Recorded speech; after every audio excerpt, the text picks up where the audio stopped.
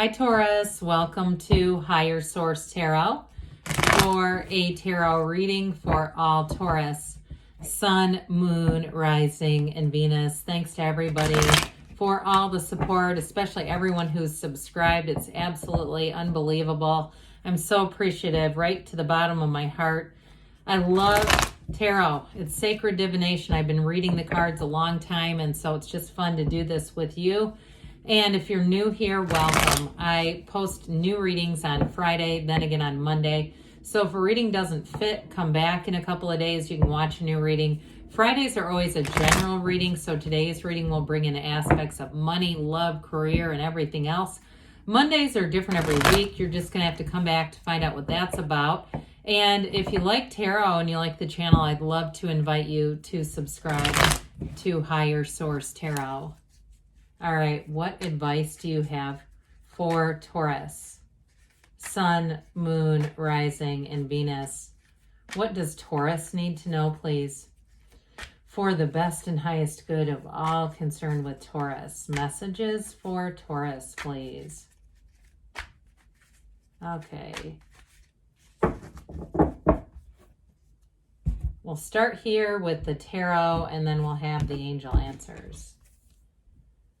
You have the Hierophant. We like that. You and your own energy. The Queen of Swords, the Ten of Pentacles, the Knight of Cups, the Five of Pentacles, the Two of Wands, the Queen of Wands, and the Knight of Swords. Well, and twos are about partnerships. You may be attracting a fire sign here, which I think would be really nice. Look, I have an Aries sun sign. I've never dated a Taurus, but my work bestie is a Taurus. And I can tell you, we get along famously. Sometimes we're both go-getters, but we laugh until we cry. So anyway, others of you, you get nice aspects for anything to do with money too, though, and great communication, very clear communication, but things are going to move fast. There is going to be a change coming, and it might blow your hair back a little bit, but hey, get ready. I think you can handle it. So we have here just one major arcana in the Hierophant. But with this, it's be still and know, all right? This is a secret force called forth, so meditate, quiet the mind. Know that good things are on the way here for you. The numbers 3, 7, 12 are often associated with this. So for some of you, I get into the month of March, as if you're single right now, meeting somebody, and I get kind of this really dreamy in terms of a partnership, this sort of daydreamy energy, this butterflies and swept away kind of energy. But there is a commitment here. Now, I feel like it's going to be very upfront. So those of you that are single, but if you're in something right now, I see it continuing. I don't see it ending anytime soon. And it may even, this is like a life partner. This is a fabulous life partner. So for some of you, if you're in a relationship, it's going to get serious this year. It's card of unity. It's devotion. It's also got the keys to the universe right at your feet here. And so with this energy of the Hierophant, and the other cards that are here in terms of work, I get somebody here making a change, getting a promotion, or if you change what you're doing and actually take a leap of faith and go somewhere else, it's not a lateral move. You're going to get more training here. There's more investment into you. And those of you too, if you're trying to take some kind of a certification test, I see that going really well. And you actually, so if you're, going to be in the job market, you say, I've got to finish this test. I got to finish this school stuff and go forward. It's going to go really well with that Queen of Swords, Ten of Pentacles energy right behind it. So with this, it's spiritual energy. So again, make sure we're meditating and quieting the mind, asking the universe, asking it is given. Well, the Queen of Swords, again, very no-nonsense communication. She can be the card of the attorney too. I don't see anything in terms of legal situations here, but hell, if you're studying for the bar or you're the LSAT or something like that, you're going to be on the right track. It's, again, high intellectual aptitude. But with this too, she's known pain, okay? She's also the widow of the tarot. So when this shows up, it's telling you you've learned a lesson. Now, for somebody here, I feel like you might have a minor falling out. It feels more like with a friend, with that Five of Pentacles, moving on from something, or maybe even a change of a business that closes that you've enjoyed going to. I get that too. But with this Queen of Swords, I mean, you take it in stride, you take it with a bit of humor. This is a fun energy, and overall, I mean, even though there's pain here, it's like seeing the world as just this earth school, not getting too caught up in anything, letting it just take you off into the weeds. No, not with this. So in terms of relationships, like we were talking about, that's going to be really straightforward communication. All right. So if you're in something now, there's going to be a conversation that moves things forward. This is not confused energy at all. With the 10 of Pentacles, we've got this beautiful wealth card. We love this one. It's a news cycle. Money rains in the tarot, rains down on you, falls right out of the sky. Some of you may find unexpected money if you start to, get out an old jacket or a coat and there's $20 in the pocket, that sort of thing. Or maybe you're moving, you're making a physical move and you find money along the way.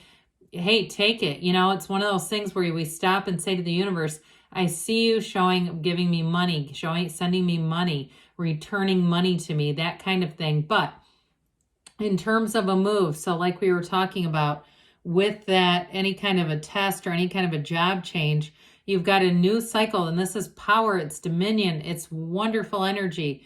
It's absolutely brilliant. So as you go forward, it's all about appreciation. So if you're in a job and you're kind of restless, or you're saying, this is not the end game for me, that's okay. And even if you're looking to make a move, like a geographic move, and saying, I really don't want to live here anymore, I'd like to live over there.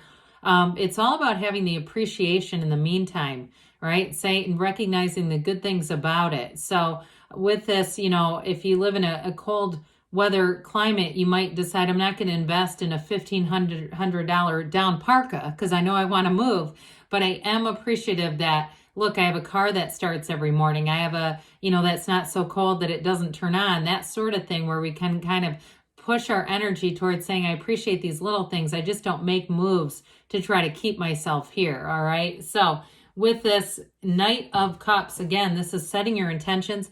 I get a little bit of the energy of the moon behind this, like a new cycle, but there's an investment here in terms of intention. So get out those vision boards, be using those focus wheels, whatever you do, to utilize and use your energy as your guide. You're sending out a signal with this. So in terms of a relationship, I mentioned, though, it is a swept away, daydreamy energy. I feel like somebody here is almost floating in this cloud of love with this. So somebody who comes in here that really meets your heart's needs, really checks all the boxes.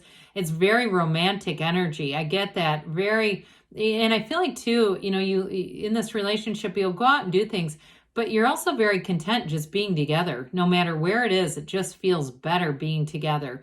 And so even the simplest of things, and this may be somebody too that you make long-term plans with. So those of you that are talking about a move, there you go. It's blessed. It's divinely guided. It is moving forward.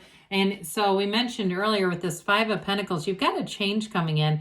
And I got it too, even as broad as like a business that closes. And there you are, you and your partner in crime, your Knight of Cups.